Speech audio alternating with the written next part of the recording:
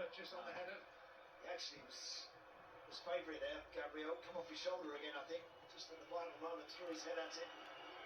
Just missed the contact that he wanted.